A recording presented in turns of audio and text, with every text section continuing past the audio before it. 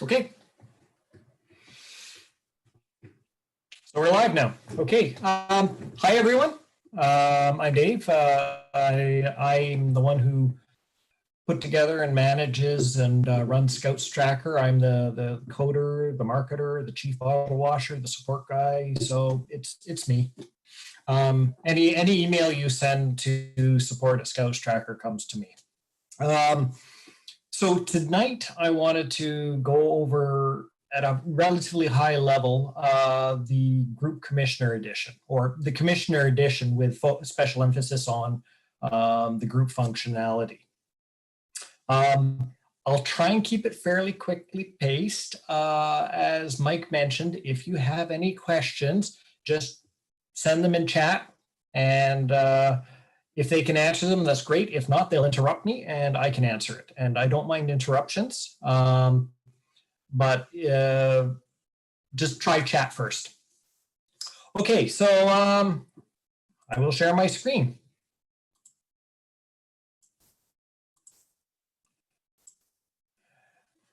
All right, so are we good? You see that, Mike? Okay. So what's the purpose of the Commissioner Edition? It's to tie together all of the section accounts, really. The genesis of ScoutsTracker was it started out as an individual section thing. And then gradually, as people had more and more accounts, there was the need to tie everything together. And so the Commissioner Edition originally started as just a badgeless version. You know, it looks and feels the same because it's built on the same engine, but there's no badges. Where the section editions all talk about youth, the Commissioner Edition talks about sections. But over the years, there's been a whole host of other functionality that's been added relating to how you manage events, how you push things out, how you communicate, etc. And most of this has been driven by people like you. I started as a troop scouter and am now a venture advisor. I've never been a commissioner. So whereas I built a lot of the section ScoutsTracker based on my own understanding of what the pain points are, I have to rely on people like you to tell me what sucks in your life, and I can hopefully try and alleviate some of that pain through ScoutsTracker. And if ScoutsTracker is causing you pain, that's not a good thing. I can try and alleviate that. One of the things I said earlier was I do all the support. And as much as I try to be good at support, hey, it's not my favorite thing in the world to do. So if I get asked a question about the same question a bunch of times, then presumably it's not clear enough and I should try and make it easier. And so that's how a lot of the features have developed based on, you know, what is as intuitive as possible, and it's never going to be perfect. You know, there's different levels of expertise, there's different levels of feature need. I try and balance it so that it's good enough for the largest number of people. So there are also, if you happen to have other roles, perhaps you're in the council, there are some council level only functionality that's only enabled at the council level. Similarly, there's some that's only available at the group functionality. So this presentation is going to focus on the group. So I'm assuming that most of you have created an account already.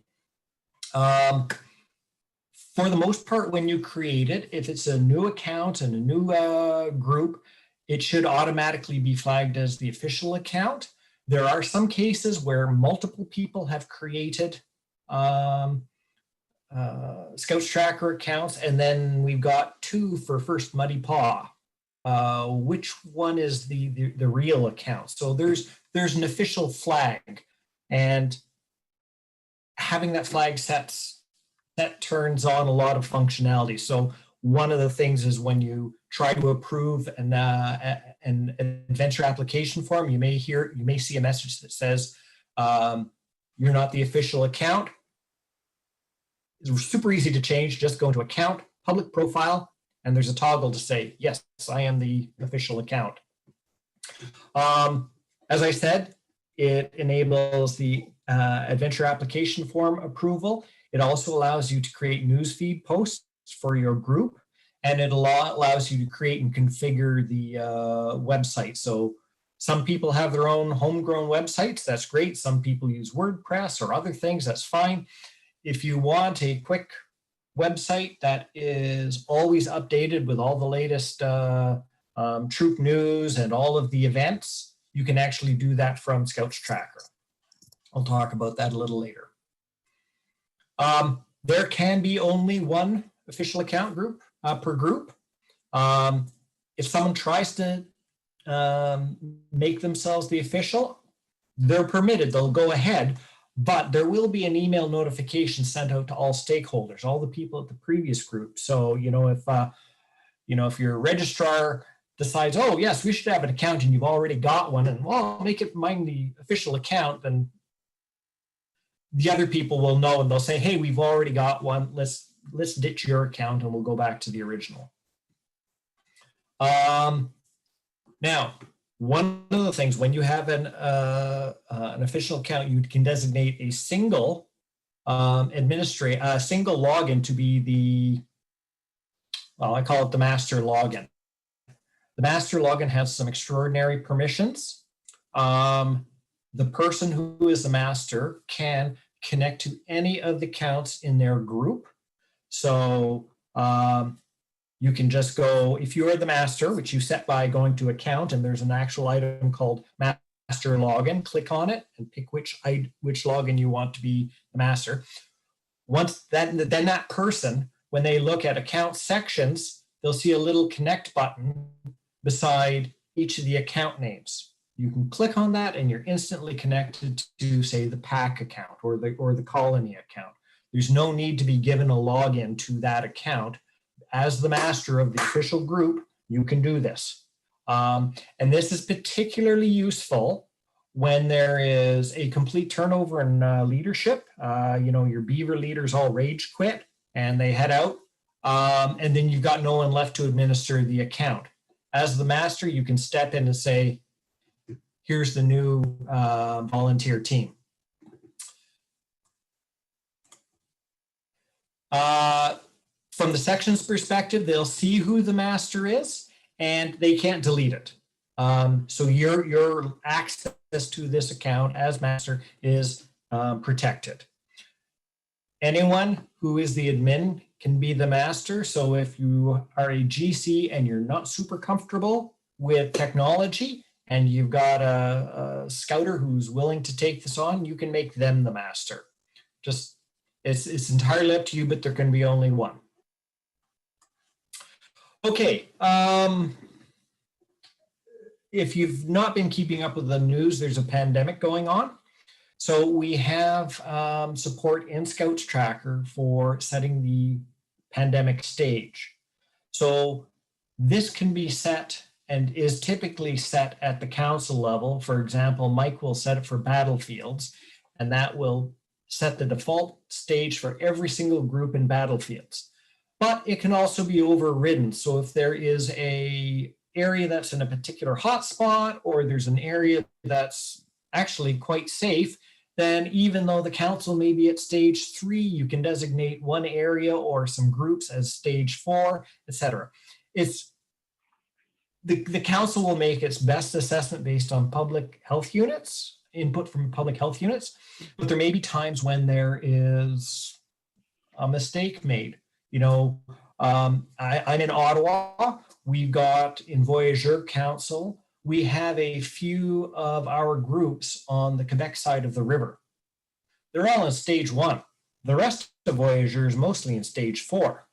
So, Voyageur Council can designate those individual groups as stage 1, but perhaps the person who did that didn't realize that, first Muddy Paw was actually in Ontario rather than Quebec, and they designated them as stage 1. So you as group commissioners can override that by going to account pandemic stage, and where if I get a screenshot here, all the council, yeah. This is something that we've I done in don't have a Battlefield. screenshot. We've definitely done this in Battlefields. We've gone, so we'll start with what the majority of our groups look like, and then we'll go in by former area, and if the area matches up to the public health unit, it's nice and easy. If not, as a council, we'll drill down to every group and put what your pandemic stage is at. And then as group commissioners, and I'm speaking to the Battlefields folks in the room, as group commissioners, if you want to go further than what we as a council have done. So if we say, you know, we're going to do stage 2, which would be outdoor small meetings or small adventure teams. And if you say, you know what, that's not going to be us, we're going to be virtual, and you want to knock your group down from stage 2 at the council level down to stage 1, that's you can go in and override your specific pandemic stage that the council is providing at the group level. But we've actually, it's been a blessing for us because we'll send out the email, but if we send out one email to the scouters across the council, we have to say a list of here's all the groups and here's where you're at. Whereas ScoutsTracker, as soon as you log in, that's the bar. There is no, it's super easy to communicate because that's what it is, what it says. So yeah, and so basically all the setting the pandemic stage does is it does of course flag it with the AAFs that you are submitting. So if there's a change in pandemic stage and you've already submitted an event when it was stage 3 and now you're in stage 1, it will invalidate the AAF. Otherwise, the primary that you just see a banner at the top of your homepage saying you're in stage 2. Click on it and it will give a short summary of the restrictions that are at that stage. Now, you may be in an area that has slightly different requirements. Your local public health unit may have said, you know, no meetings of more than 10 people, even though the Scout Canada policy says 16 is okay. So you can add your own note and just customize that, add your own text so that your section scouters all know. And that's the problem is, you know, as Mike was saying, you know, councils can send out emails, but hey, the section scouters have an awful lot to do on their own. And sometimes it's just nice to be presented with the information. And if you can customize it for your section scouters, they'll love you. Okay, managing your sections. So assuming that you have a group commissioner account, if you don't already have a section for an account for one of your sections, perhaps your venture company is finally getting on board, you can go to account, sections, create a new account. If they do already have an account, then they should be added. Again, if you are in an official account, and you've designated anyone as the master, then ScoutsTracker will actually look at all the accounts that are in the same group as you and say, you guys are all collaborating. So it should be pretty easy. It's one of the key benefits of defining a master login as well. If the account happens to be in a different group, one reason might be that you are pairing up with a neighboring group. You know, you might be merging, maybe not, or maybe you just do an awful lot of, you know, the first and second Muddy Paw troops do an awful lot of activities together. You can still have them sort of be part of your group. You can invite them to join your group by going to account section and clicking the invite existing account button. That'll let you send an email to that other group saying, hey, do you want to belong to our first Muddy Paw group? And they can then choose to click yes or no. I'm not going to make it automatic within your own group. I think everyone's comfortable with the group commissioner has the right to see the pack and the colony account, but you don't have the right to see someone else's packs and colonies unless they give you permission. And they do that by accepting the invite. So yeah, it's if you click on the invite existing account, then there's just a bunch of questions. Who are you trying to invite? Should be fairly simple. And as I said, if someone ignores the invite, then I'm not going to let you see their schedule. I'm not going to do a bunch of things. There's just some inherent privacy issues that I have to respect. So if they don't want to invite you, I'm not going to help. I can't help. It's not my place to say, yes, I definitely want to collaborate with this other group. No, that's their call. You can also see how your group is using ScoutsTracker. So under account sections, you'll find a usage report. If you click on it, it'll put up some information which lists all of your sections, and it will show how much has been done, how many youth you have, the badge updates this year versus last year, the number of events this year versus last year, when it was last updated. And so right here, I can see that my Tuesday Cubs, nobody's touched the account in 2 years. Is that because they're really not into record keeping, which is totally fine. That's their call. But if part of that record keeping involves complying with Scouts Canada policy in terms of application adventure forms, that may be something you want to check into, because there might be events happening that you're not aware of as a GC.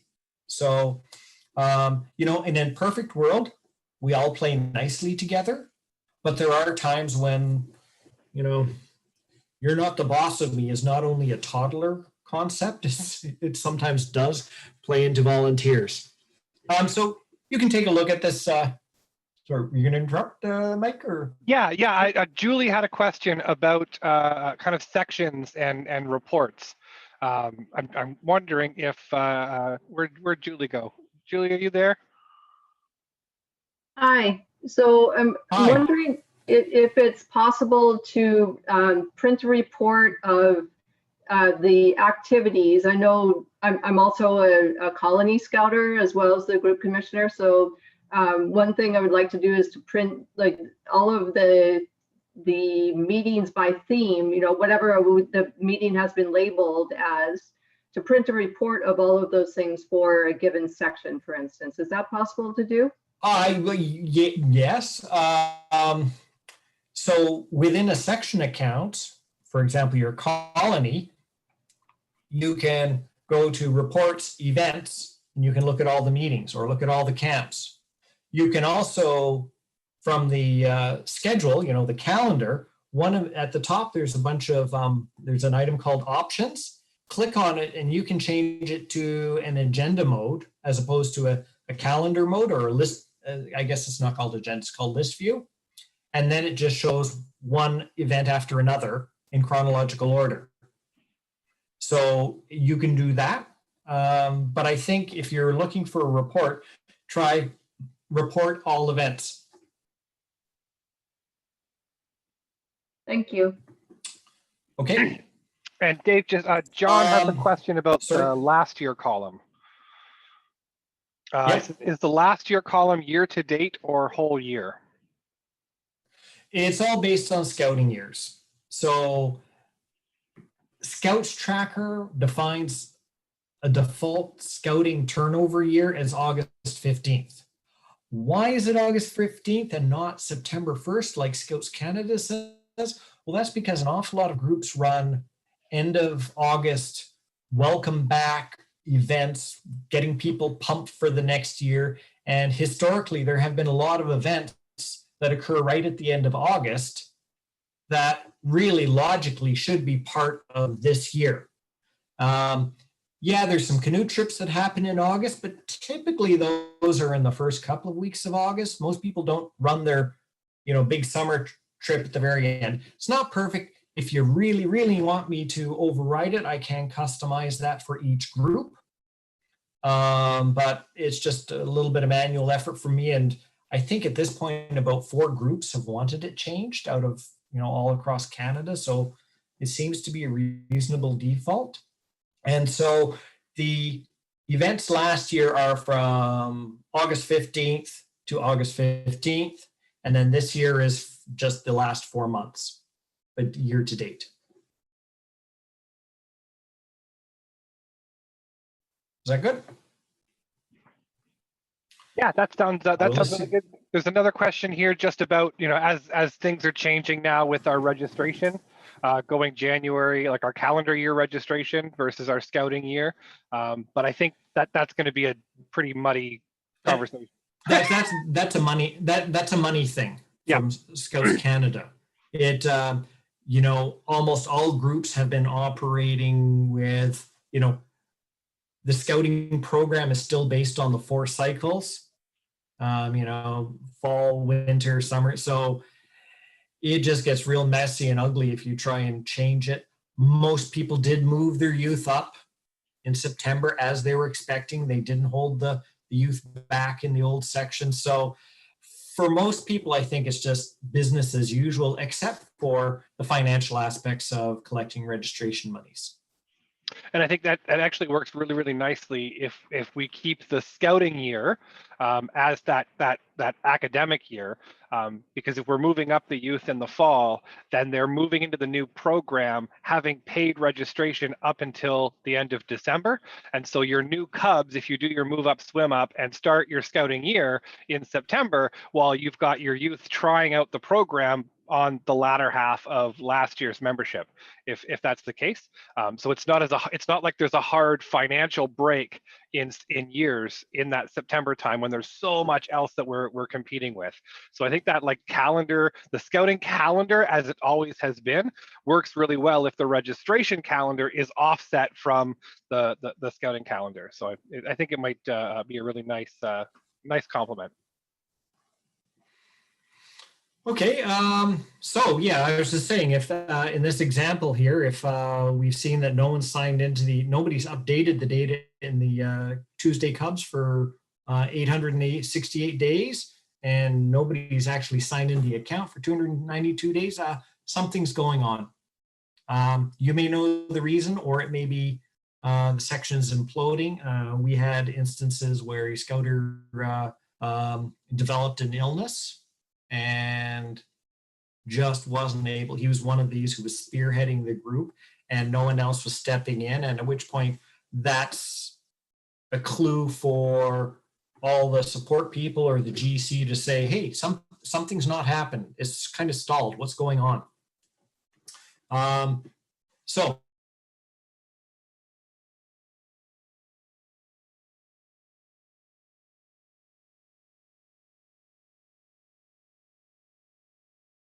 different ways of viewing your group's data. One of them is, for example, access granted by logins. And this shows a list of all the logins and who has admin or who has just non-admin access. It's just showing the people who have anything other than the basic youth account. So, if your troop leader has the ability to update the calendar and send out emails, they'll show up there. But the individual kids in the patrol, they probably won't show up here because they probably just have the ability to see their own records. There's also one that manages the permissions, so you can see who has what actual skills, who can send out emails, who can send out within a section account. And then there's also a similar one for communications. So particularly within a section account, there's been, when you send out an email, how are these recipient lists created? Well, clearly there's the leaders, but the leaders might have selected exclude from emails, or they might have opted out of emails. But if they haven't, they might have one and or possibly two or more emails if they've used the other emails fields.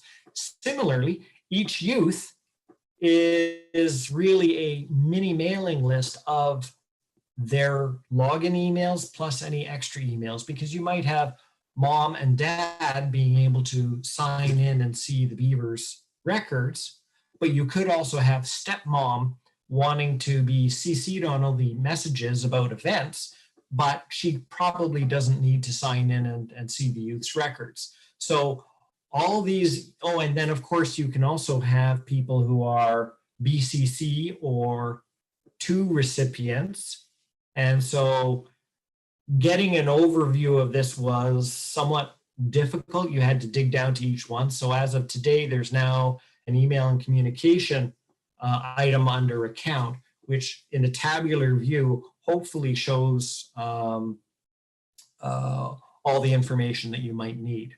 It operates a little differently at the commissioner level, but you can still get an overview of who has access to which account. And sometimes you'll, like from a support perspective, sometimes I get those questions of, my scouter can't see this, can't sign into his account. Well, does he have a login? That's the first thing to find out. Now you can actually find out. You can just look at this report and say, oh, yeah, I don't see him on the list there. He doesn't have a login. Okay, well, that's your first place to start looking. Dave, I'm not sure if I'm not sure if this falls in here or further down if you're talking in communication, but this might be a nice place to put the question. Florence asked a question about when she's entering the group committee meeting in the schedule, she wants to know how to send the email out about that group committee meeting to all Scouters. Currently, when she sends out the email, it goes just to group committee members. Now that when you compose the email and you say add recipients, there is an option there for add section Scouters.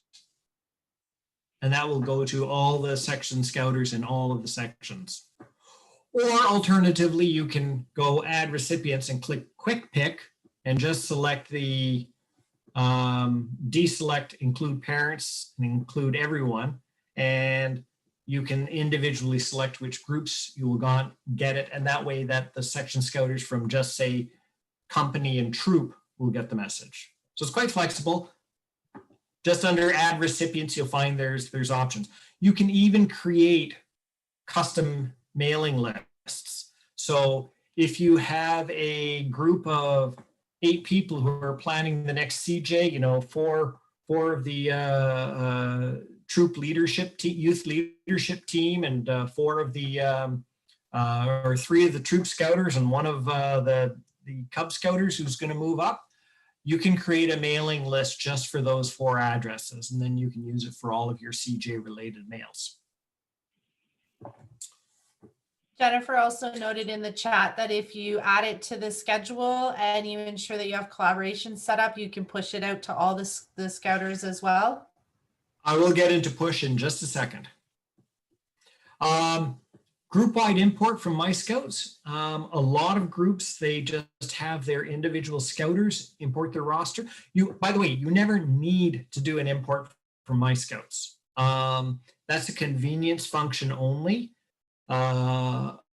If you want to add a Scouter or add a youth to your program, perhaps you've got someone who's just trying out scouting and they're not in My Scouts, you can go to Account, Scouts, Add. Or in the case of the Commissioner Edition, you can go, if someone's starting to help out, you've got one of the Beaver leaders who's become part of the group committee, you can go Account, Key People, Add, and just enter their name and their email address and you're good to go. So you don't have to enter a lot of information. If you enter more information, of course, that's richer.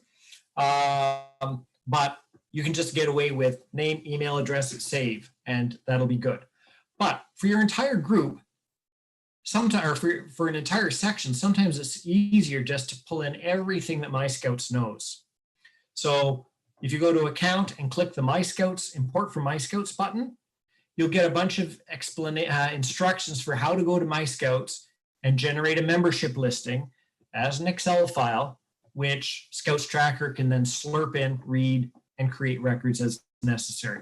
That's the way most groups do it. You can do this many times throughout the year. You don't just have to do it once. If you know there's a couple of people who have been late joins, you can just import from My Scouts again. But you can also do it for your entire group if you want. So you have the same thing, Account, import from My Scouts, and then what it will do is it will give you some instructions for generating the membership listing. And then when you import that file, it'll then look through everything in this My Scouts export and all the accounts that your commissioner account knows about, all the section accounts, and it'll ask you to match them up. And so if you just have one Beaver account and the import from MyScouts file just has one Beaver account, then it's probably a pretty safe bet and it'll be pre-selected. On the other hand, if there's 2 accounts in MyScouts and you've got 2 accounts, we really need to know which lines in the MyScouts listing correspond to youth and scouters that should be in this account versus this account. So you'll be asked to mix and match, or match them up and figure out which one is which. So you can do it for your entire group. Managing events. So before we jump into events, just on the administering side of things, a question from Caughey is, what does the ability to administer the account mean? You are God. Well then. So you can add youth, you can add scouters, you can delete scouters, you can do everything. You can destroy events, you can destroy records, you can create things. With the exception, of course, you as a section scouter, you can't delete the master account. That's the one protected account, one protected login. But yeah, if you don't want to give that person a person the ability to do everything like that, maybe you've got a one of your youth in your group is helping out and you've given them access to the group commissioner account, but you don't want them to actually have administrator privileges, then you can go into login and you can deselect that permission for them. Or as of this afternoon, there's now an account login permissions link, which was just a nice table, and you go click, click, click. So can administer the account, gives you the ability to do anything. If you take that away, then you start having finer granularity. I can add events to the schedule, add, delete, modify events on the schedule, or I can send emails, or I can, in the section accounts, I can update badges. So for example, in a section account, the section scouters may give the troop leader that ability because they want the youth leadership team to be responsible for assessing badges, because they should be. So, you know, you can give individual youth that ability. So yeah, and of course, there's also permission of seeing the private details. There's basic information. So one of the permissions that you can have if you're not the administrator is I can see everyone's basic details. That's name and email address, basically. But there's also the private information, which allows you to see all the emergency contact details, any medical information that may be added. So I treat that a little bit separately and say that, you know, well, maybe not everybody needs to see those private details. Okay, managing events. Just like the section accounts, you can add an event to your group calendar. What you can do, though, it's a little different than the section accounts, is you can actually specify a target audience. So if you are adding the Chief Scout Award Queen's Venturer ceremony, you might say that this is only applicable to company and troop. Similarly, if you're having a winter fun day, which is really only catering towards the junior sections, you might make that visible only to Colony and Pack. So when you add something to your group schedule, any of your section accounts can see your schedule. They can go to schedule options and they can choose which schedules they want to see. And one of those might be the group. You may want to encourage your troop scouters to make that visible so that if you add things to the group calendar, they'll see it. Because if they choose not to look at your schedule, then it's not, they're not going to know about your fun day. But if you really, really want to bypass that and say this is something that everyone should have in their schedule, perhaps you're doing a group fundraiser, you can actually push that event.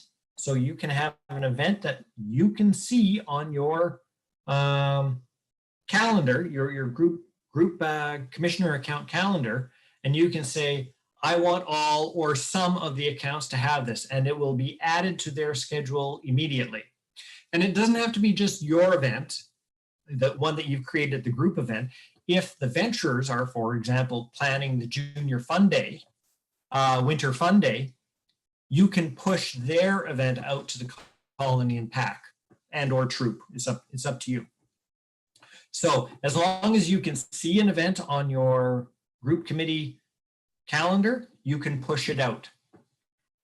So what happens when you push? Well, you click share and it'll give you a list. There'll be first Muddy Paw sections. You can click on that and you can select who should receive this event. That creates a copy in their calendar and it's dynamically linked to the original event. So if the venturers subsequently change, so if you pushed out the venturers winter fun day and they go around and change the meeting time or they elaborate on the schedule to give a better description of the events, then the colony and pack will automatically see those changes. So it's really a subscription to their event. So when it's added, this isn't done super secret. This is done with full transparency. So you can push the event out and the scouter will get, or the administrators of the target section will get an email saying, hey, Scouter Mike pushed out the event X to your calendar. So you know it's been added. So it shouldn't be any surprise. Where the hell did this come from? I didn't add it, did you? So you should be able to find out. One of the other options is when you push out an event, you can designate whether you want it to be a Scouter only visibility or everyone visibility. Everyone visibility will be seen by youth and parents as well as Scouters. Scouter only is just seen by the Scouters. You may want to be very careful about pushing things out with everyone visibility unless you're really certain that everyone wants to see it. Because if you hear about a great area cub or council cubbery and think this would be great and you push it out to your pack and they're already going camping somewhere else on that weekend and you have half of your parents showing up in Brampton instead of some other place, you know, it could be, don't overestimate the parents' ability to read emails.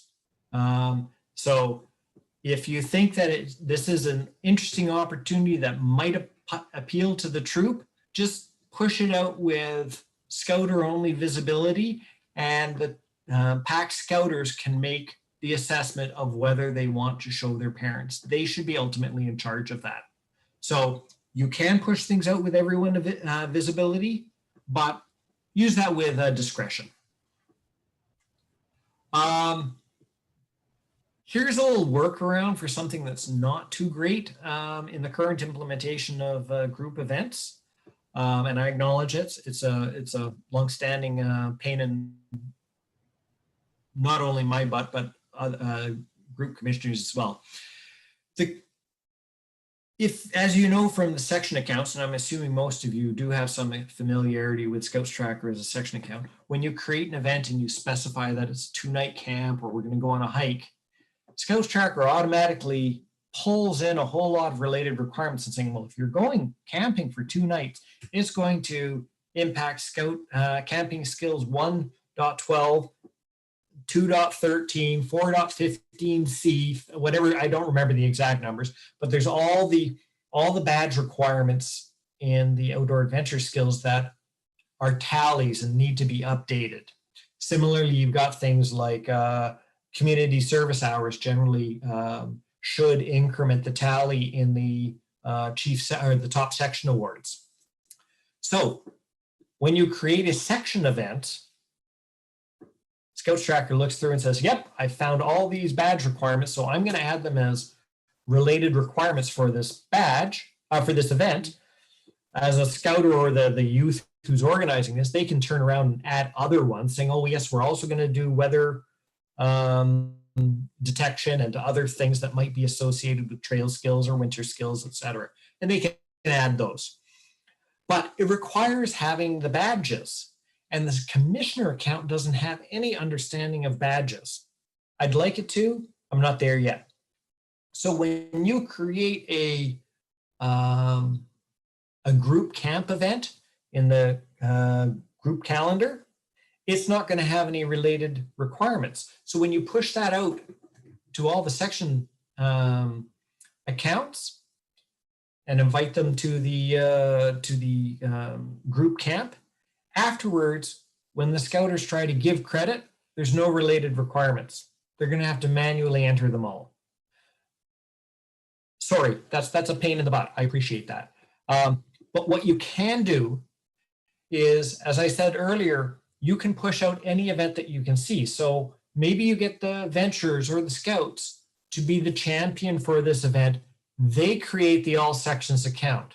Because they're a youth section, they'll have all of the badge requirements. And then when you push that event out from the commissioner account, you push the PACA event out to all the other sections, they'll all see the related requirements. So this is a bit of a workaround, and I apologize for it, but under the current implementation, that's the way to go about it. So if you actually want people to get program credit for having participated in a group event, create it in a section account and then just push it out from the commissioner account. So yeah, it's an outstanding issue. The other thing that's still outstanding, and I might get around to it this year, is the ability to track sign up and payment across groups, across all sections for a group event. That's a messier problem than might seem at first blush, because within a group, different sections will have different ways of tracking, ways of handling payment. You might say that showing up to the all section camp is going to cost $50 per youth.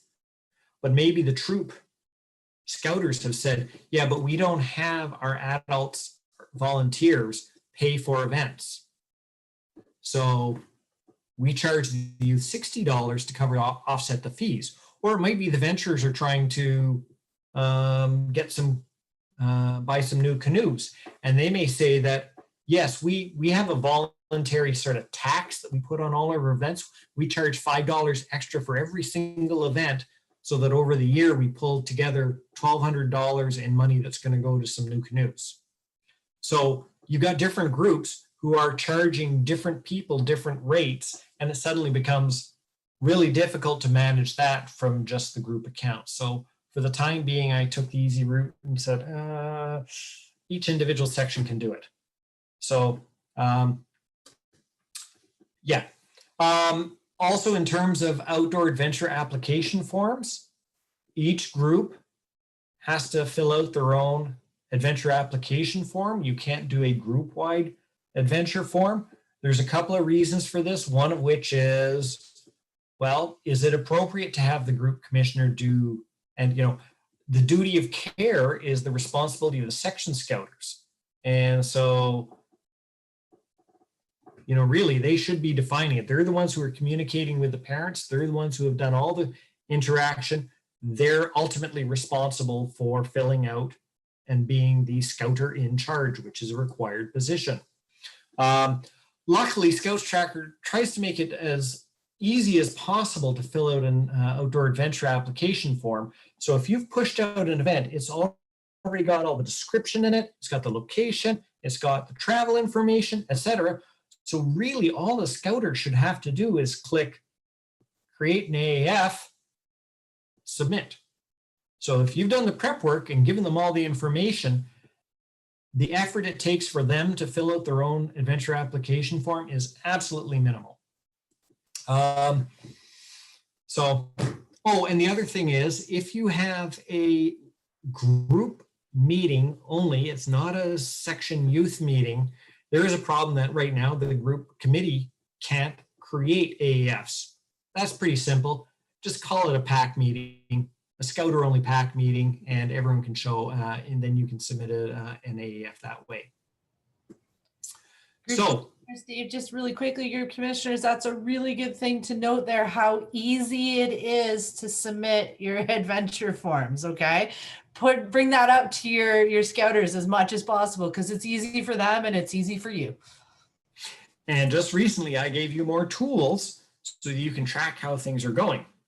So I hope I have a screenshot here. I think I do, but we're at the right section. So as a group commissioner, so as a section user, the adventure application forms are tied to a specific event. So if you want to edit or submit as an AAF, you edit the event, click adventure application forms, create a new form, and click submit. And it's all done within the event. As a group commissioner, you need a higher view. So under reports, you'll see that there's an adventure application form events, and that'll list all of your sections, and it'll indicate how many action items there are. What's an action item? Well, it's something that needs attention. So one of the action items might be that, yes, the troop has submitted their application form and it's up to you to approve it now. It's waiting for you. You're the one holding up the show. Or it could be that, there's an event coming up in the near term and there hasn't been an application form submitted yet. In which case, that might be a NAG call or a NAG email saying, you can't do this event until you get the form in. Or it could be something where the submitted and or approved an AAF and now it's obsolete. Perhaps they realize, the ventures realize that in fact, the rock climbing event at the gym is maybe a category 3, or, I'm just making that example up. Or, perhaps it's a paddling trip, which was nominally cast as flat water, category 2, but then it turns out there's actually going to be some swift water in it, and maybe it should be category 3. At which point, because of the risk category change, the previously approved AAF is now obsolete. So again, that would show up as something that needs taken care of. So what does it look like when you go to account reports, application adventure form events? You'll see something like this. And so we will see that the Monday Cubs have a couple of events coming up. One of them, you've already approved it. You approved it on November 2nd. But the one where they're going to be dealing with cans of gasoline around, in the public park, that hasn't gone out to our adventure form yet. So that shows up with a sort of an explanation of what the problem is. You can actually click on those and drill right down to the event. And you can see which application forms, for example, if there's one waiting for your approval, you can then click on it and you'll be able to approve it just like when you get the email notification. And you can actually view them and see what's been submitted. So you can turn around and give feedback. So in the case where you got the email notification, you got the AAF by email, but you deleted the email, through the Commissioner Edition, you can still go back and see the adventure application form. Dave, we have a couple questions in the chat if you have a sec for that. Yep.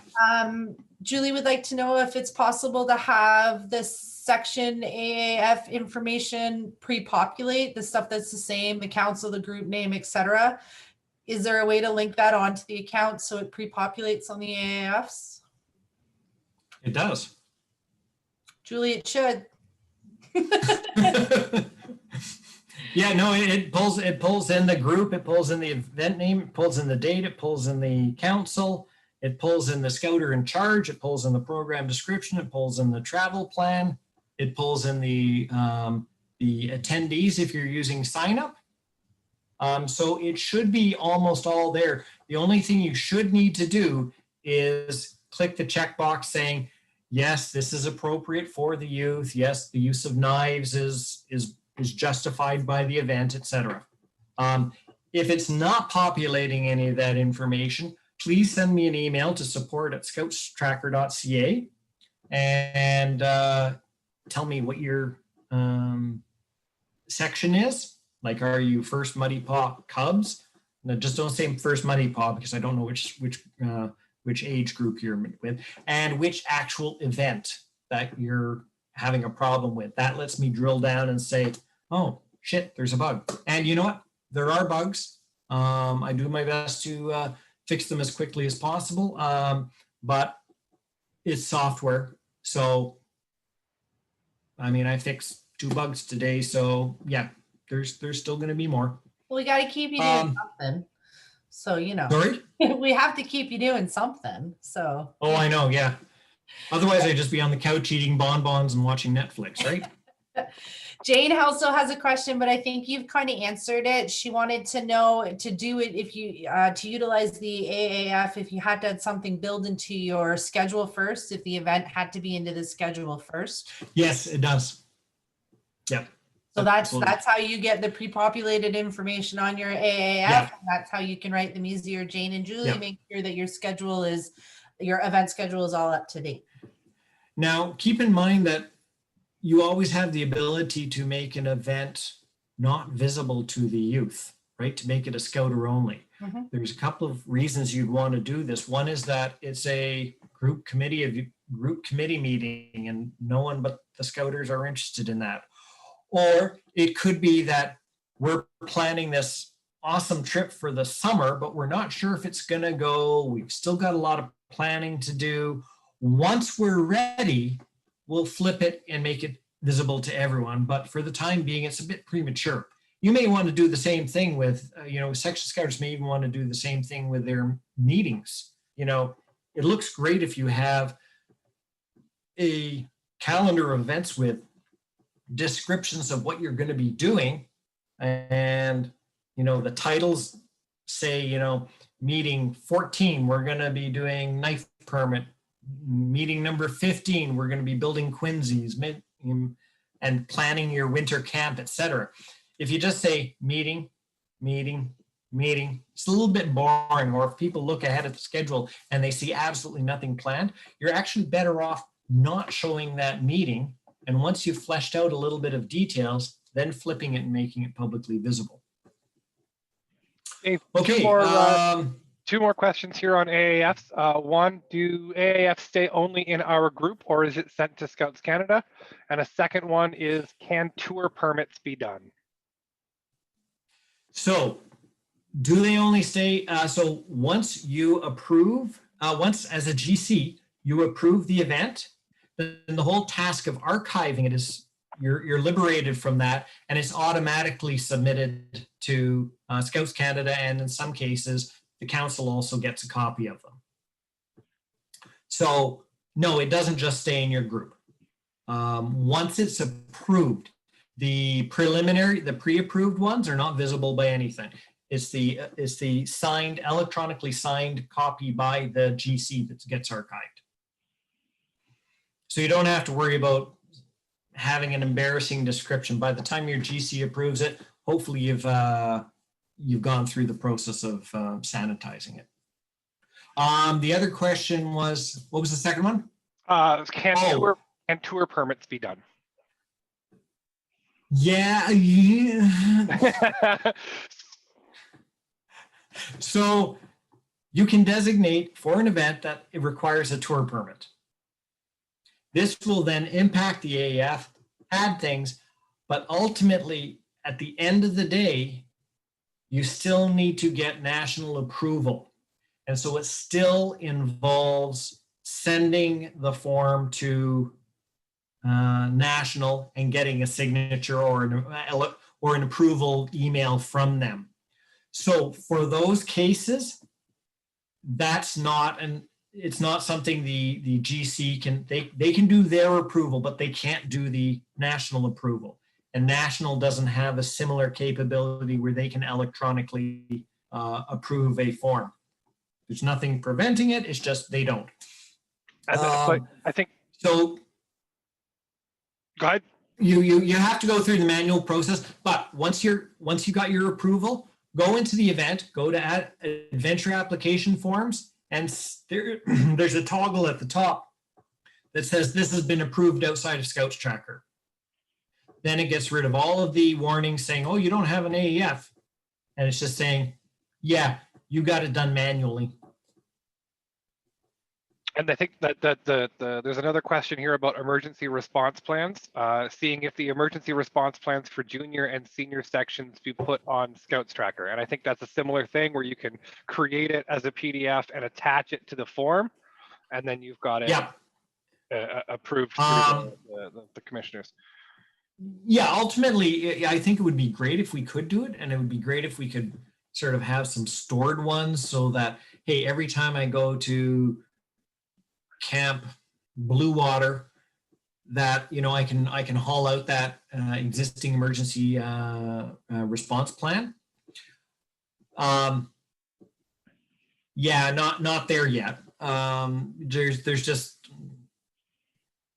it hasn't been high enough on the priority list. I appreciate, and the other thing is that until recently, relatively recently, those forms weren't finalized. So they're still going to be in a fair state of flux. So I didn't want to build something only to have it change underneath me. So I thought I'd let the whole thing mature. And in the meantime, pandemic and other shit happens. So,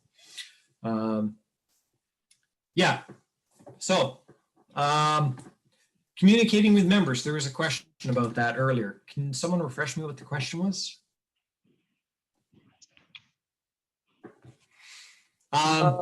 Anyway. What was that? Sorry. What were we looking for? There was a question, there's a question about sending out to other sections, but I think you handled that question. Yeah, that was about group committee, being able to send out a group committee meeting email to all scouters, and I think you covered that by designating it to all scouters only and no parents. Yeah. So you can send emails to almost any way you can imagine slicing and dicing your group. You can send it to people based on the roles, everyone, scouters, parents. The one thing you can't do is send just to youth, and I'm not going to let that, because we shouldn't, for child and youth safety rules, we shouldn't ever be emailing just the youth. We're either going to do everyone, or we're going to do the parents, or we're going to, but not just the youth. You can also slice and dice by picking individual sections, and you can get, say, just the youth in this section, etc. So you can pretty much customize it the way you want. You can define email lists, which I talked about before. When an email goes out, it's using information that's been collected by the actual sections. So it's the section who knows that mom, dad, and stepmom should be receiving emails about their child. So they're the ones who update that information, as the commissioner account then just uses that aggregated information from the sections to mail it out. So, you can also create news feeds. News feeds are posts are something that is seen. An example of the newsfeed post is the pandemic message you see at the top of the homepage. You've also seen the November and the Register for Scouts. You can create your own that are seen. So earlier we were talking about what happens if you are operating under a public health unit, which puts different restrictions on your gatherings that are different from the Scouts Canada definitions. One of the things I would do is just say, oh yeah, there's an example of a. Mike's just like jumping in. He's just. Yeah. Hey Mike, why don't you create? No, I'm not going to tell you. I don't have the PowerPoint, but at least I can show. I had the news feed up on my screen, so. Okay, maybe I'll show that as a demo if anyone's interested afterwards. It's not super difficult. Okay, can I have the screen back, please? Absolutely. Then share screen. So it's pretty simple. Go to news feed and click create.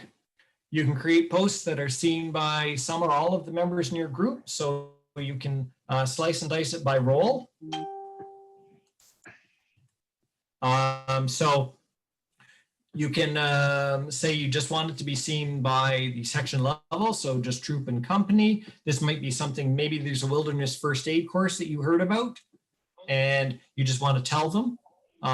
It might not be an actual event. It may be you saw on a website that they're doing bushcraft training and you want to tell the groups that there is this available. So rather than create an event on your group or push it out, or it's just, this is a way of communicating. And you can specify whether these posts are seen by just the scouters and the commissioners or by everyone.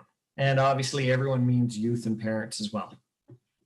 When you create a post, it is only visible to sections within your group. Mike, on the other hand, can turn around and create posts that are seen by everyone in the council. Or he can actually broaden it and, you know, he can create something and say, well, it's going to be visible to the 6 councils in Southern Ontario. That's his prerogative at the council level. At the group level, it's just strictly, no, your post will only ever be seen by the group sections in your group. There's a fairly threatening warning there. Yeah. There's a fairly threatening warning to say, like, hey, are you sure you really want to send this out? Don't spam them.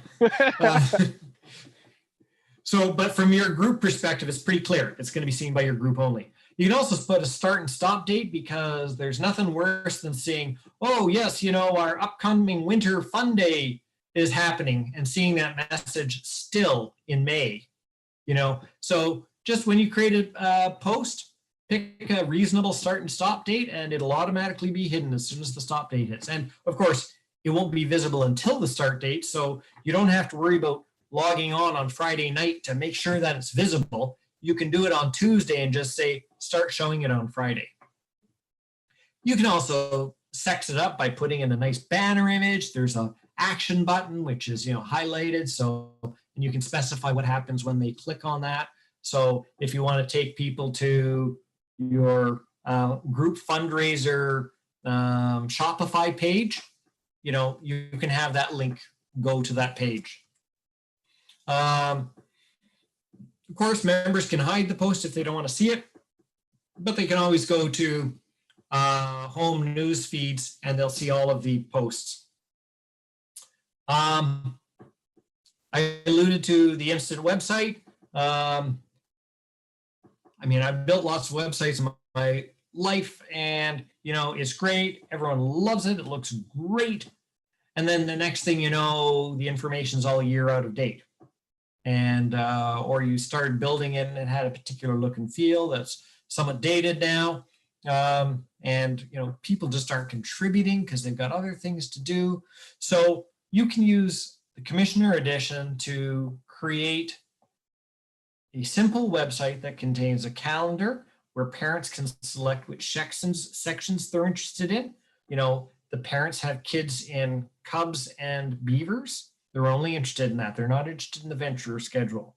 Or similarly, you might have someone who is a troop scouter only. They don't care what the beavers are doing. They don't care what the venture. They're just interested in that one. Their one section. So they can control that. They can also see the troop news or the pack news for the sections that they're interested in. They can see the calendar. They can see the contact information. So you can, you know, people can come in and say, I need to get in touch with this, with a venturer scouter because my kid's thinking of moving up a year early after 3 years, and I want to talk to him about whether this is appropriate. Super simple to do. You just go to account, public, profile, click on hello website, and you don't have to do a heck of a lot more than that. You can customize things. You can add photos. So there's a photo roll of showing, you know, use this as a recruiting tool, right? There's a photo roll on the homepage where you can show all the kids doing different fun things. You can have a completely customizable page. So if you have your big fertilizer sale or your bottle drive and you want to let people know, it's customizable in that area as well. Key thing is there's never any member information shown with one exception. But so if you were talking about having the PAC is concerned about letting the world know that, you know, they're going camping at a scout camp, well, there's going to be no indication of who's signing up for that. It's just going to be basic information like we're going to be showing up at Camp Open Mekon on Thursday night. Is even that appropriate? Well, actually it is, according to accessibility. If you're not meeting at your regular meeting place, you should be posting where you are instead. But this is the same amount of information that you see if you ever share your website. If you have if the parents are using the share link on the schedule, they'll see a public information. So that means sanitized, no youth information version of that event. The one exception is that in a section account for the Scouters, there is an option to say, I am a public inquiry person. So typically you'd want one person from each account. This is, you know, your Akela or maybe Baloo, is whoever feels the most comfortable taking this role. If they have designated themselves as being the public inquiry person, then they'll be listed as that section contact in the public website. This is probably something that you have. The Hello website is probably my favorite feature of the Commissioner account. Having gone from trying to figure out a group website in my home group, when we got the Hello website, we literally just hit delete on the old one, and it's instantly up to date. The parents love it. We've got Scouters and parents that won't even log into ScoutsTracker because they can just go to our website and see the entire calendar. They can click down, drill down, and it's always relevant, and it's beautiful, and it looks much better than what we were doing on our own. So yeah, there's I didn't really want to compete with people or, you know, who are doing their own, but you know, I saw a lot of websites where people are going, well, the history of our group, and you know, wow, no parents will ever care about that. I mean, they're talking about children who are 7 years old. They aren't really interested in who founded the group 39 years ago. That's just not something a 7-year-old or their 28-year-old parents, you know, will ever care about. So it's very bare information. Yeah, where are we now? Okay, managing inventory. This is a group only feature, doesn't exist in the council edition. With the Canadian Path, well, guess what? Everybody's earning the same badges. You know, Camping Skills 2 is going to be picked up by your Venturers and your Rovers just as well it'll be picked up by your Beavers. So a lot of groups have moved away from having an individual section badge box with, you know, the sixes, the stars, and the you know, the challenge badges, where everybody had their own pack box, their own troop box, etc. Now it's really a lot more common. The only different things are the personal achievement badges and the top section awards, but the outdoor adventure skills really is kind of optimal to manage them all as a single resource.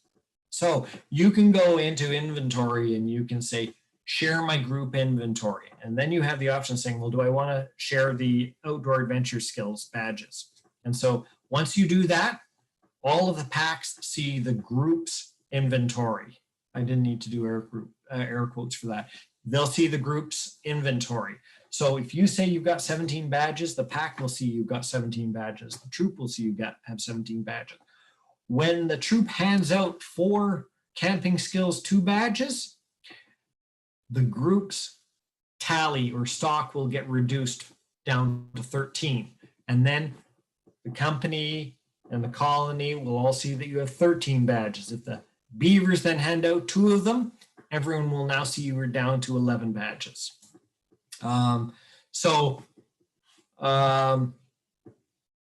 Yeah, so there's a switch, and just discuss that. You can also define group gear. So you might want to say that you have some stoves, some tents, etc. And you can add those in. You can even add photos. You can even add information about the location. For example, all the tents are in Bill's garage, whereas the stoves and the fuel are stored in the group trailer. So, you know, you can designate where that is. A lot of groups don't have a designated quartermaster, and everybody just kind of expects everyone to know where things are. So it's kind of nice to be able to designate clearly where they are. The inventory items, you can categorize them. So you can say this is camping gear. These are uniform elements. These are consumables like glitter. So you can designate that. What you can't do is you can't do reservation. Reservation is a, well, you always can't. So this isn't actually a quartermaster. This is a listing of all the stuff that you have. So everyone's working from the same page of what inventory the group has, because I can promise you, new scouters do not know that you have 3 propane tents as well as the lightweight ones. They've only ever seen the lightweight stoves. They didn't know we had them. So it's kind of nice for everyone to see what does exist. But when it comes to reserving and signing out, that actually turns into quite a messy problem. There was someone who asked about that just recently. And if everybody is camping on the same key weekend in October or May, when, you know, before the bugs come out, but once it's after it's gotten, you know, reasonably warm, then you might have a contention and you don't have enough tents in your group. Well, that's something you guys are going to have to talk about, right? Because the Cub Pack may have signed out 6 tents and 4 stoves. They only need 2 stoves, but they're going to bring 2 backups. Well, now the Venturers don't have any equipment. So, you know, perhaps with a little bit of discussion, instead of putting 2 Cubs per tent, you could actually put 4 Cubs per tent, and therefore free up 2 tents, which the Venturers could then use. And the Venturers only need 1 stove. So, you know, that kind of stuff. If it were an automatic reservation system, it would then be a gold rush kind of mentality of snatching the gear as soon as possible for the weekend. And that's not really a good scouterly way of doing things. So just, I don't do it. I don't support it because I think people would be ultimately unsatisfied with the solution. Shopping list, you can create a shopping list in each of the section accounts, which says, based on what I have, what my desired inventory, my desired stock is. Like I always like to have 10 of camping skills 1, but I don't need to have more than 1 of aquatic skills 1 because only 1 kid's going to get it, you know, that kind of thing. So you can designate those, and it also takes into account the demand. So if you have completed it, but you haven't yet awarded it, that is considered demand, so that not only do you need to replenish the inventory to the desired stock, you also have to give out all the ones that have been committed. And unfortunately, the shopping list doesn't aggregate across sections. So yeah, that's still not there. Getting support. Hopefully I don't have to get involved. If there are existing account administrators, I really, really try not to get involved because people get pissed off when I step into their account. They consider that a huge infringement on their rights. So if you have an existing account administrators and you need something done in one of the accounts, talk to them. And if you are the master, remember, you can do anything that they can do. You can step into that account and you can, you know, let's say there's a scouter has rage quit and left scouting, or for child and safety reasons you need to immediately terminate access. You can just connect to the account and delete their login instantly. You do not need to wait for me or contact me to do this. And indeed, if there are administrators, I'm going to sort of, my first attempt is going to be to push back and say, can these people not do it for you? And then the selfish reason is there's thousands of groups, and if I only have to do sort of 10, 15 minutes a week per group, well, there's not enough hours in the day. So, I just can't do administrative support for groups across the country. I'll do technical support, absolutely, but hopefully administrative support, your group's master can take care of everything. And as I mentioned earlier, the complete leadership turnover is an issue, and the other one is you want to block access for a particular scouter. So you can do that. However, if the account isn't in control, you can't access your group commissioner account, or there's no one willing to help you, then yes, of course, I'll step in. But in those kinds of things, I will make you the administrator, so that then you can take care of the problems, because otherwise the communication cycles are just too long. It's way easier if you do it. Now keep in mind, when I do support on an account, what I do is I connect to the account, and then I go through the exact same steps that you would have to do through. I mean, I don't have a magic bullet that lets me do things easier. I'll have the same capabilities as you. Basically, I'm a master. I can connect to any account, but once I'm there, I am just an administrator. What's still missing? Well, undoubtedly buckets. Like I said at the beginning, I've never been a commissioner. So I rely on people like you to beat me up and say, well, this is missing. And we encourage ask nicely, Dave. We encourage ask nicely. Yeah, use your indoor voice too, right? But you've been in a couple of occasions, conversations, Mike, where there's been an exchange of ideas, and I do try and make things. My goal is to solve problems for scouters, and this is my full-time gig. This is how I make my money. So I have I used to, as most of you know, I used to have basically have to sell licenses essentially to everyone across the country, and so I certainly had to try to encourage people to sign up. Now that I have a national license with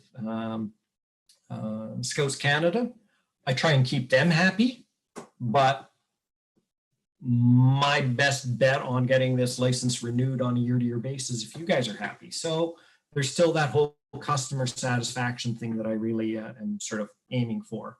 Let's go to questions. Philippe, as people are kind of typing or unmuting themselves, Philippe had a question about the ability to manage scouters as one person in multiple groups. So maybe that's the, I'm not sure the details there, Philippe. Maybe you can unmute yourself and give us some more details. I see that as, I've got a lot of different logins. As a council commissioner, I held a group commissioner login, a section scouter for beavers and venturers. Anytime I sign into ScoutsTracker, my first screen is who are you and what do you do? And who do you want to be while you're here? So I came across a situation where I've got scouters that have gone out and did first aid course. So I want to give them, or they've gone through, and I said, okay, I'm going to go through and I'll give them first aid certification. Oh, crew, this guy's in 3 accounts, so I got to go log in 3 times to every group to do it manually. Is there a way? And sorry, no. Pardon? Sorry, no, not at the moment. So that part of the long-term, some of you have heard me talk about this for quite some time, and I have been working towards it, but the identity model is tied to a login and a scouter role within a section. Yeah. Really what it should be is there should be a real life human being aspect. You have a real name, you have a Scouts Canada membership number, you have standard first aid that's expiring, you've got all these other things that pertain to you across all of your sections. That's how it should be done. It's not there yet. So, or is it something that's coming? Because it ties back to if you had somebody rage quit or there's a legal issue, they had to kill them completely. It'd be nice to say that that person disabled, and then it applies to all groups simultaneously. It's just you're absolutely right. Okay. You're 100% correct. It's one of these things where I made a design decision which seemed really intelligent at the time, you know, a long time ago, and now it's a process of having to migrate all the data. And anyone who's ever done anything in databases knows that if you change your database schema, you have to be really, really, really paranoid about making sure that all the information gets corrected. Otherwise, you're going to have the federal government's Phoenix payroll system where, people just aren't getting paid. Yep. No, I understand it, but it's a thought that's in your head. It's a nice to have. Oh, absolutely. I have been moving there. It's just, I have been doing it. My policy and my approach has been to do it incrementally. So I will address one table and I will migrate that table from the section specific databases to a new common database, which is up and running, but I'm pulling that one table over so that I have minimized the total impact of the change. It does get to some point where when I change the identity model, this is having a huge impact on all the tables. So, to be honest, I think I'm probably going to tackle this. I'm not going to worry about this until probably about May, because then you start to see the users the usership really roll off, and that way, if I screw things up, I'm not like totally hamstringing a huge chunk of the country. Yeah. Okay. No, that's fine. That's great. Yeah. Look forward to it. Okay. That ties into the same philosophy or the same school of thought as My Scouts and ScoutsTracker talking. And I don't know if that's a good thing or a bad thing, considering that My Scouts this year has been the biggest dumpster fire that we've seen in a long time. I've had more Mike, luck. How long have you been around? How long have you been in scouting? Well, MMS wasn't much better. Yeah, I was just going to say, dumpster fires. Not long enough to know dumpster fires. Not long enough to know dumpster fires. The other thing I was going to say is one of my main motivating factors for dealing with changing the identity model is, my God, the youth's badge progression should be part of their personal progression. Right now, the way it's implemented is they have their Beaver progression, which once they complete Beavers, they move up, the records are copied over to a different database, shard, as it's called, and they then progress there, and then they move up to Scouts. But really, with the Canadian, that decision was absolutely fine before the Canadian Path, because there was nothing about the Cubs Star program that related at all to the troops, Pioneer, Voyager, Pathfinder. They were completely, they had challenge badges, but there was nothing the same. But now with the Canadian Path, it's, well, you're all just working on one program. Why doesn't it just keep incrementing? So yeah, I'd like to do that. Yeah. Jennifer is sharing some great links in the chat as well from previous sessions that Dave has done. So she's got some links for some PowerPoint presentations from previous sessions that would include this that she shared in the chat if you want to check those out. Yeah. Those are actually ones I also have the...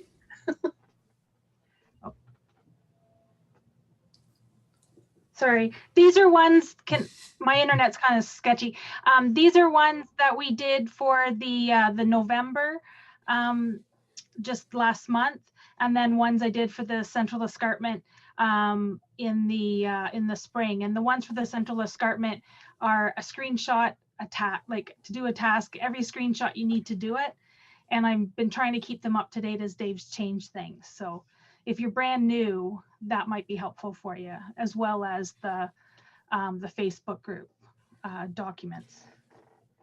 Yeah, and if you're also brand new, Greater Toronto did some a couple of sessions, one for brand new users, one for how to get your parents online, and one for group commissioners, and those were all recorded, and they're up on the Greater Toronto Facebook page under their video section. I was just going to say, if anyone's interested, I could actually go to here and actually show some of the process. I mean, for example, we talked about pandemic stage. So to set your pandemic stage, you click on it and you say, yeah, no, yeah, bad news, we're at stage 1. So I think your screen is just black. is it? I think so. I think you might have just been sharing the PowerPoint window, not necessarily your whole monitor. You are quite right. So that entire demo was stunningly pointless. It was a great so demo. let's see. Wonderful. I was a little in the dark with it. You know, you missed it. It's over. No. There we are. So what I was saying is if you click on account, you can go to pandemic stage and click on that. And my stage is now set to stage 1. And that impacts all of the sections in my group. If we want to create a news feed to talk about the, sorry, I'm going to have to move this out of the way.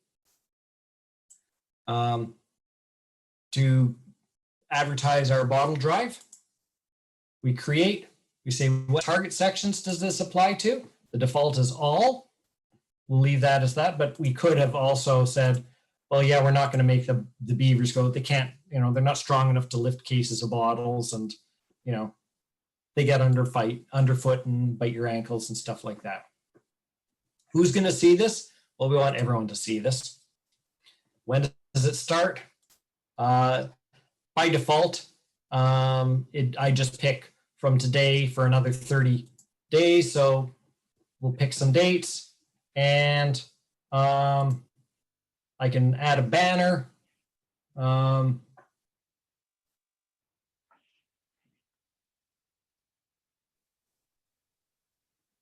There's a nice coffee beans one there. And so it's showing you what down at the bottom, there's a preview and it's building it up gradually. So I can add some text saying, you know, buy coffee. And I can put in a button and I can say, buy now, put in some address where we want the user to go, .ca. And you can see down at the bottom that it's we built up our post and we publish it. Did I spell check it? Yeah, sure. And there, that's what everyone sees now. So, what else was there? There was the question about emailing and how do I send it to just the section scouters? All scouters from all sections. That's pulled in all of the section scouters now. So. Dave, there was, you mentioned about pushing an event down to the subsidiary sections. Yep. Okay, so let's create an all sections event here. So we'll call it a, we're gonna call it a camp. It's gonna be a 2-night camp. We can do this pretty quickly. And Jane, in the comments beforehand, you were mentioning about how to get icons. So the icons are where Dave was setting up that event, where it said, is it a camp? Is it a hike? Is it a virtual? Those are all the icons. The first step when you create new. I typed in icon because you were saying icon.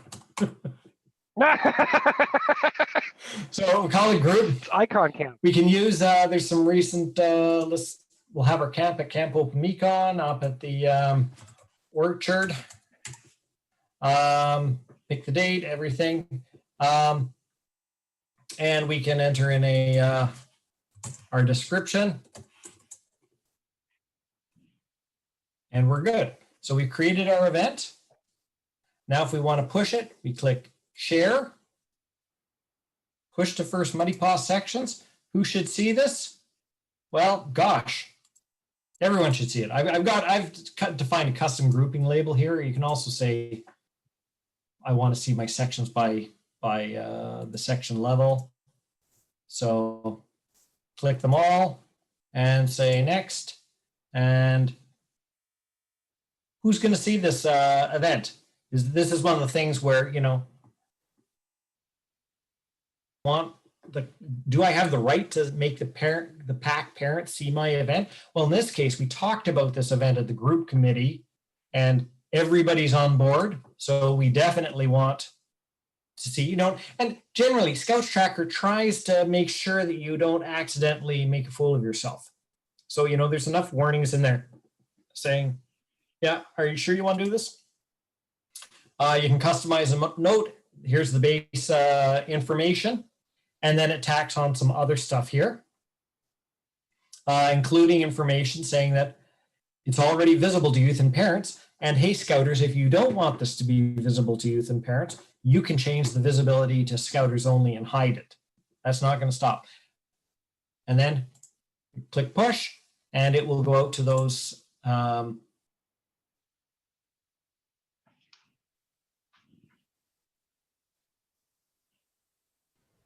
error.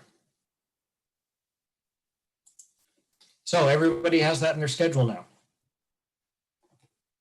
Hey, Dave, can you show everybody how to use search when you're trying to put in the requirements? Because I think that's something that people don't know so much about.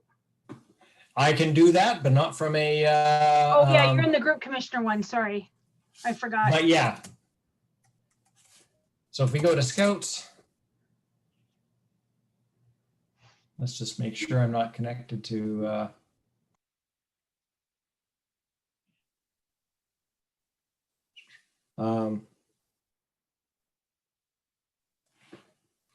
Use a different login because I don't want to connect to First Carp. Oops, sorry. Not signed in. Boy, screen sharing really slows things down. Okay, which turns out that if you use a password of demo and demo, Google thinks that you've got a security violation. When your password is exactly the same as your email, that generally is a problem. Hey, it's my demo account, right? This is full of 10 years of garbage data if someone really wants to dig in with all fake people.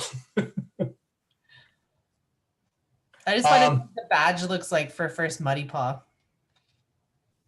It's pretty dirty. It's got like brown glitter. Every time it moves, it just like shakes it all over the place.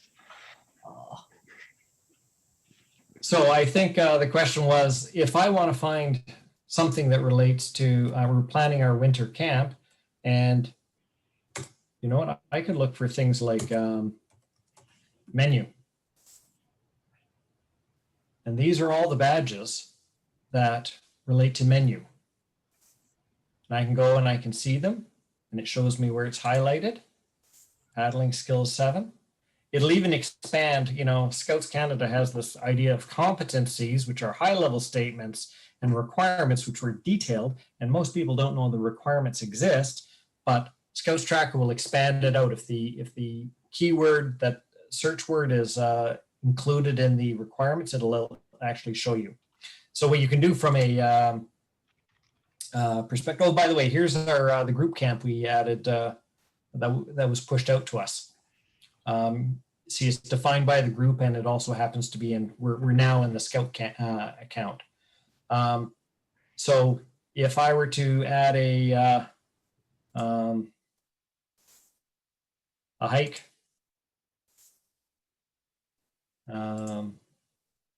By default, events are category 1, and meetings are category 1, planning sessions are category 1. So as soon as you get into a hike or camp, it defaults to category 2, but you can change that. If in the risk category, I'm free to say that this is a category 3 hike. And now you got to have parent guardian consent. Okay, so that's automatically been brought into the sign up. And it's automatically brought into the outdoor adventure form. We're looking at the related requirements. So I can actually search here and I can say, leave no trace. I'll just look for the word leave. Camping skills 3. Say, there you are. Perfect. I've added that to my, what's this one talking about? I can, demonstrate. Well, I've got some senior youth who are probably willing to teach the junior members of the pack. So yeah, we'll deal with that one. And so now I've added those to the requirements. So you don't have to memorize the entire program and know where things are. If you don't know, just search. So yeah, I mean, what about snowshoes? Is there any mention of snow? Well, let's just start with snowshoes. Winter skills. That's just talking about snowshoes. Anyway, you get the idea, right? There's three adventure skills that talk about snowshoes. We're going to do that in this camp or on this hike. Dave, Philippe is saying that he is having trouble seeing where you can generate the shopping list for inventory on the commissioner's side. And I know you came out of the commissioner's account. Right. It may actually be only, shopping list would be, if it existed, would be under, it's not available in the commissioner account. So you have to generate the shopping list from one of the section accounts. And Julie is asking, when a youth moves up to a higher section, how do you make sure that the OAS skills levels goes with that youth? As long as you do it from within ScoutsTracker, let's take, let's go down and say that Chris is about to move up.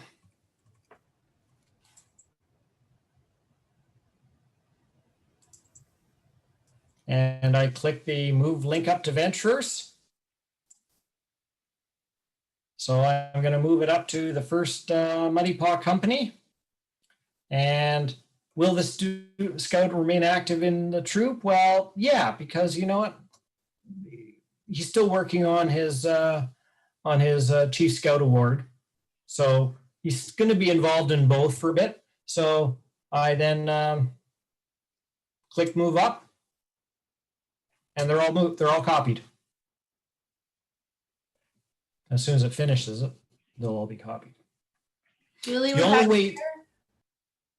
only way they're not copied is if you can go to, let's say, Danielle here, and we can change their status to be inactive moved up.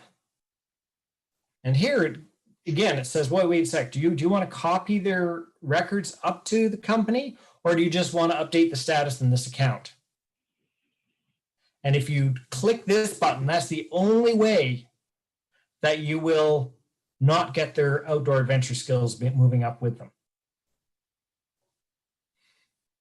Not strictly true. You can also do this in bulk.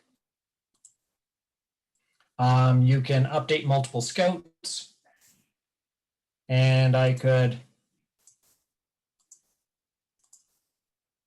say I'm going to move these scouts up, set their status to be moved up.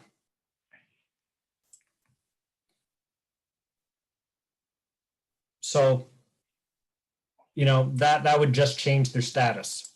But if you actually go through the move up button, the move up process, either individually or by clicking this button, move up to link up to ventures, their records will be copied up.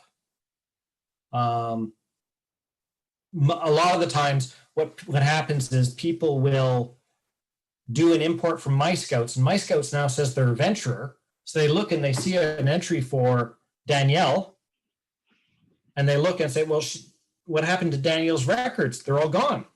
Well, no, you never moved Danielle up from Scouts. So that's the thing. And that's where I was talking about by changing the identity model. That's one of the things I hope to address, is that Danielle is Danielle no matter what section she's in. And the follow-up question she had was in regards to a group's youth switching from one group to another.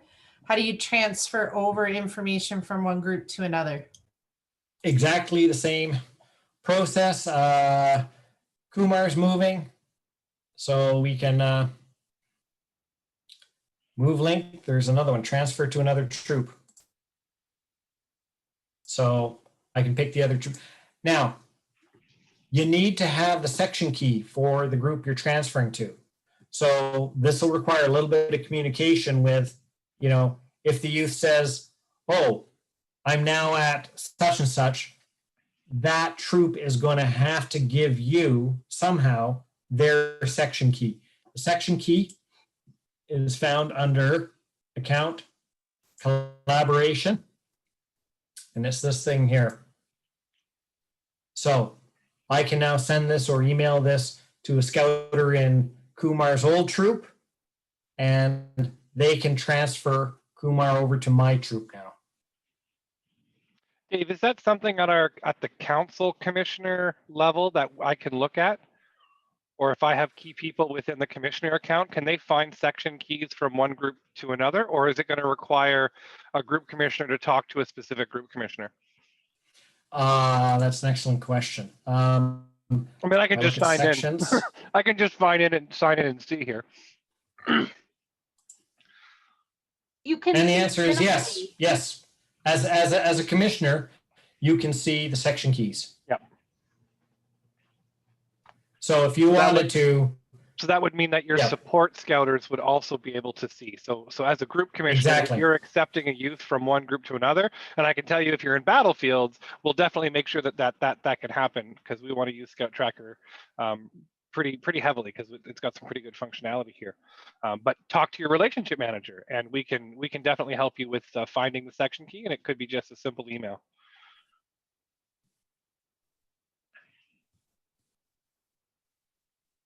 John, I'm sorry, I'm not completely understanding your question there about being in two different groups, but in the same section. Do you mind expanding on that a little? Yes. Yeah, so it wasn't, I was in my Toronto group. We had one youth, he's with a regular scout program, right? She was in the venture group there. She was also in the vocational program. She was in our venture group in the other group, but she decided to attend both scout meetings. So therefore she's in two groups. Yep. Right. So that's, so and then how do you keep the records? Two groups. Is there any way? Yes. We didn't. So.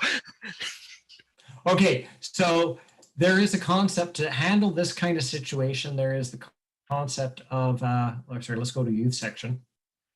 There's the concept of a home account. Sorry, let me just, I'm about to lose my headphones, so I'm going to switch over to audio. Zoom. Where are we? Meeting controls. Nope.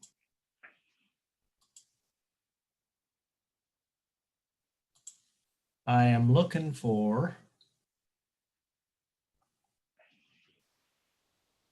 There we are.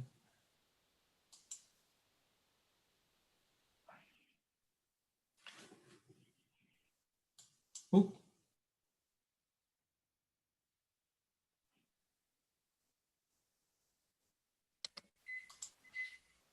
There, can someone say something and see if I can hear? Hey, how you yes, doing? I can hear. Good. Sorry. I can hear you. My little headphones died. They're only good for about an hour and a bit. Can you see this screen here? Yes, I can. Okay, so every scout can have a home account. So if we click on, this is their unique ScoutsTracker ID. If someone okay. So takes this ID and then in another account, you give that to, say, the medical venturer account, you can go in and say, okay, well, let's pretend this is the same person. We can say home patrol right here. oops. So you jumped a little faster. So. Oh, sorry. For some youth, you can drill down to home account. Right. Okay. And then you paste that key in. And what that means is that the activities that the youth takes part of in, say, their med vents, saying that really their non-vocational account is their home account. So every time they participate in an event in MedVents, it'll be created as a personal event in their home account. The scouters in the home account can then say, yes, give credit. Okay. This is also particularly useful when you have, say, your scout helping out with beavers. And so all of the camps that the scout, the youth helper is doing with the beavers can actually contribute to their outdoor adventure skills. Yeah, sure, they're a youth. They can participate in the program. So if they have that home account set up, so they're listed as a scouter in the colony, but their home account is pointing to their youth ID in the troop, then everything that they do in the colony account will be reflected in their home account. Now, it does mean that there is one primary account. That's their, in this case, their troop account. And in your case of your venturer, you're going to have to decide whether their home account is their MedVent account or whether it's their non-vocational account. Okay, makes sense. Just didn't know how to do it. So, good. Yep. Thanks. Okay. Dave, I think this is probably a nice place to kind of thank you very much for all of this, because this is an amazing kind of deep dive and with tons of questions. And I don't necessarily want to commit you to staying any longer for questions, but you're certainly welcome to. But at this point, thank you profusely for offering your time to kind of do this. Yeah, round of applause. Robert's starting us off there. Thank you so very, very, very much. This has been an absolute boon. I know I've been a very early adopter of ScoutsTracker at the section level, and then at the area level, the council level, and I'm a huge fan, and I think it's something that is just so absolutely amazing to section scouters. But as it continues to be better for commissioners, and as a council commissioner, just seeing the stuff that even we can do at a council level to help integrate and build and do this awesome scouting thing. It's really the best tool in the toolbox that I've certainly seen. So thank you for helping us understand it a bit more. At this point, if anybody wants to hang around, maybe ask a couple more questions, or you've got some individual stuff, I'm sure we've got a few people that can answer. If Dave needs to run, because we have been a few minutes over time at this point.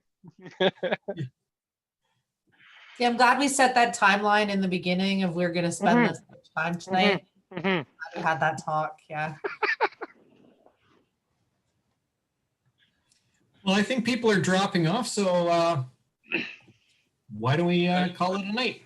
If you need to get in touch with me, you know how to reach me. Support at ScoutsTracker.ca, and I try to get things to get around to things as quickly as possible. So I'll see you there. John, did you have one more question you wanted to ask there? Maybe not. Yeah, people are fleeing now. We're down. Exactly. We said good night, everybody. Enjoy your Thursday. It's past everyone's bedtime. Yeah. I should do one of these for the Western councils though, but you know I'm going to have to stay up and start at 11 o'clock, right? Yeah, exactly. Yeah, we did that. The one November ScoutsTracker. The second one we did was like, I think we started at 9 or 10 o'clock at night, and we were on there till past midnight. Wow. Yeah. So. Well, there's no good time when when should I do updates? Well, you got people using ScoutsTracker until 1:30 in the morning in BC, which translates to 4:30 in the morning here. And then you got people starting in Newfoundland at 6:30, which is 5 a.m. here. So there's really about a 1 or 1.5 hour window. But other than that, it's just sort of the activity dips down a bit. Speaking of when you do updates, Monday night at 9 o'clock is not a good time. Because I try not to do every once in a while when I do encounter a serious hot site bug, I will do a live update in the middle of the night. But for the most part, Sunday night through Thursday nights are bad times. That's when the bulk people.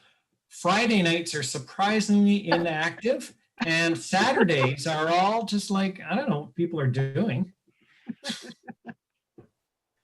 Awesome. So everyone that's left on, and for you, Mike, as well, to know, the national program team, we're working on putting together more trainings for ScoutsTracker. Cool. Yeah, so you'll see more about that in January, because we're all gonna do our little recordings over Christmas when we don't have as much going on. So. Hey, David. Mike, we're still live on Facebook, eh? Oh yeah. Let's knock that off. Bye, Facebook.